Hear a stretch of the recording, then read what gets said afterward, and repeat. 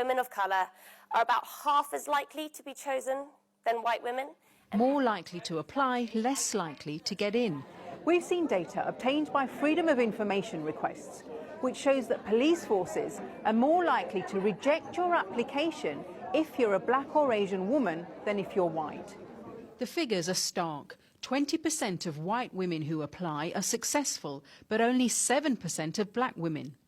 Overall, white people make up just under 80% of applicants, but 90% of officers, the only group overrepresented. Black people make up just over 4% of applicants, but 1.3% of the force, whilst Asian people make up almost 12% of applicants, but only 3.7% of officers. The police service has made a backward step from when I was in. The 80s and 90s, there was a real initiative to get more people in and black women in, and now where are they? I think I experienced as much racism in the police station as I did outside of it. So you were getting comments from your own colleagues, officers inside stations?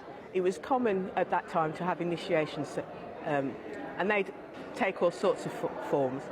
But at that time, it was policewomen had the station stamp on their bottoms. However, I was told they couldn't do that to me because it wouldn't show up. So, yeah, on the one hand, it's like, this is horrible that it's been to female colleagues. But on the other hand, it's a rite of passage. And they were saying, because you're black, we're not doing that to you. You're in the spotlight because there's not many of us. The country's one black woman chief officer out of more than 140,000 officers altogether. Dr. Alison Hidari is a Deputy Assistant Commissioner with the Met. What was it like for you getting to become the highest ranking black woman in the police? It's had its challenges, but what I will say is that policing is an amazing career. There's been a lot of talk about black communities and a lack of trust in the police, a breakdown of trust. How do you address that?